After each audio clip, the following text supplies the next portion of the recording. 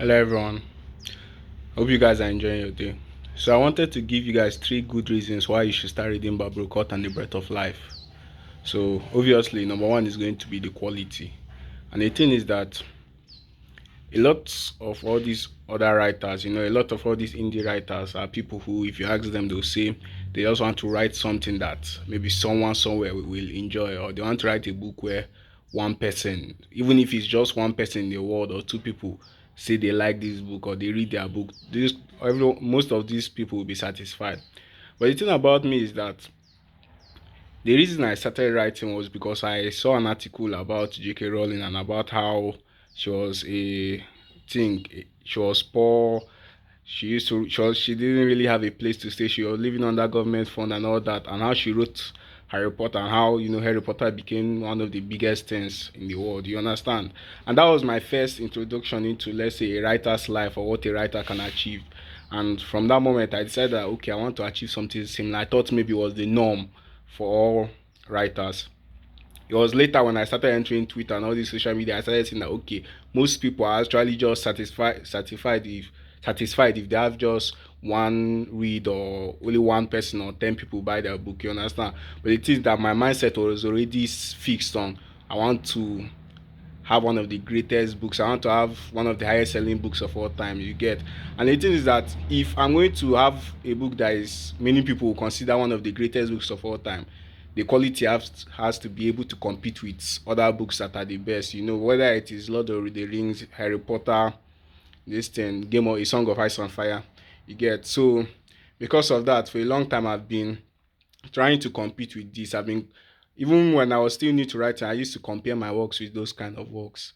You get, and something else about me is that I'm someone who enjoys critiquing other people.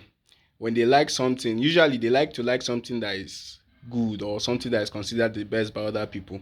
And when they like something already, they like to think that that thing is the best, and maybe you tell them about why that thing that they like is not actually the best. Maybe they'll ignore you. I'm the kind of person who, whenever a movie comes out and I watch the movie, immediately I'll go on YouTube to search for cinema scenes to see if cinema scenes have done their video catching the scenes in the and plot holes in the movie, because that I used to enjoy that kind of thing. Because maybe it's because I'm a writer or something, but when I'm writing, there are sometimes when I'm writing something and I see that okay, I want to achieve this thing. I want to write this particular scene or I want the plot to go this way. But the thing is that if the plot goes this way, it's going to be creating this particular plot hole. You understand?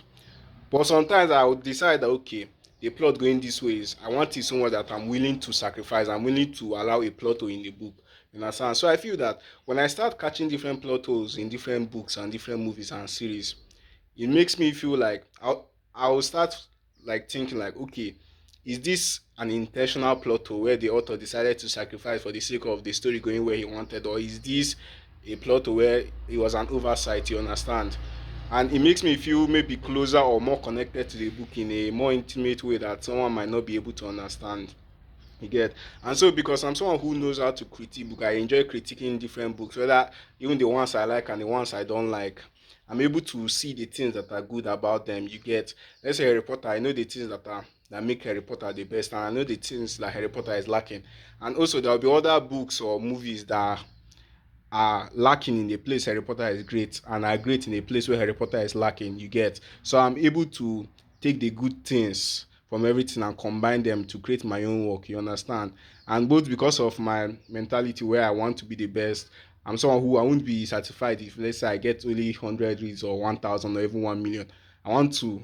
I saw that Harry Potter had like over 100 million sales. I also have to have that kind of amount. You get, so I'm going for the throne. What I want is the throne. I don't want anything else. Whoever you think has the throne, I want that throne. And obviously it means I have to step up, I have to raise the bar as high as even higher than those this thing I've raised the bar, you understand? So that's one thing. Another good reason is content creation, right? Let's say you're someone who wants to create a YouTube channel about something. Something you can create a YouTube channel is to be reviewing maybe movies or books or series or even anime, you get. But the thing is that usually you need to find a particular niche and stick to, you understand.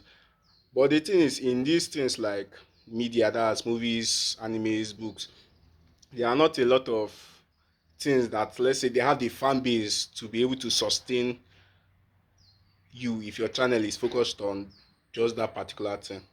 So a lot of all those ones, right? All those ones that have the fan base that will sustain your channel if your channel is focused solely on them. Let's say Harry Potter, Game of Thrones, Naruto, Dragon Balls. You get, if you want to go into anime.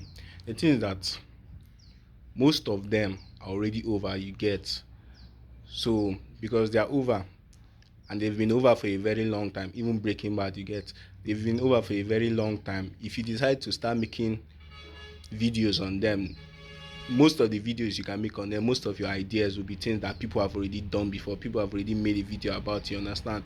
And so why would someone who is coming to watch this kind of content watch your own when there are more experienced works around? You get, you just be drowning in the sea. Even other kind of this thing that are still around, let's say something like One Piece, you still run into the same problem because it is very, very popular. You won't really have the opportunity because there are already too much people in that niche, you understand? But the thing about Barbara Occult is that it is new and it is definitely going to blow because it's one of the, right now I'll confidently say that it is the best book around in the world. It's the best story that is being told. It's just that obviously it's not yet popular. You get, so if you start making videos about Barbara Occult, you'll be like a market mover. You get monopoly. You get, and you'll be growing with, as Barbara Occult is growing, and not just Barbara Occult, other books set in the world of vengeance and redemption. As they are growing, your channel will also be growing. You understand? And the thing about Barbara Occult is that there are many things you can create video about, whether it's the magic system, whether it's the characters, whether it's on the world building, whether it's on the mysteries in the book, whether it is you explaining to people who don't understand certain things about the books. You get, another thing is that on Friday now I'll start releasing, right now on the website tuva.com. You can go and check it out. I've dropped 4 out of the 12 chapters that will be in the book, and on Friday I'm going to drop entry 1 of chapter 5, the Fan Hunt. And the thing about chapter 5 is that it's going to be divided into about 14 entries. You understand? So that's 14 different weeks. I'll be dropping each entry every Friday. And by the time I think 14 weeks should be about 3 months, give or take. By the time we'll be done with chapter 5, immediately we'll enter chapter 6. You understand? And so that's how we keep on going till, I think everything, they will have calculated, everything will go on until like December next year. And even after that, we'll still start with another book. You get another book set in the world of vengeance and redemption. So there will be enough content.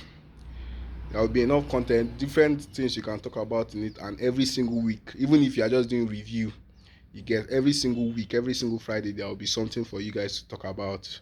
You understand? And for my final reason I can give you guys is, if you want to be a true fan, you get, most of the things, let's say you like, are things that maybe you like them after they already became popular. You understand? But this is something like, if you start liking it now, if you start preaching about it now, if you start telling people about it now, in the future now you'll be able to tell people that, okay, look at this thing now, I was there when it started coming out and I was supporting it. And let's say, if not for me, this Barbara Occult and the Breath of Life and the World of Vengeance and Redemption wouldn't have been as popular as it is today. You understand? So if you guys want to start reading it, you can just visit tuva.com. And thank you guys.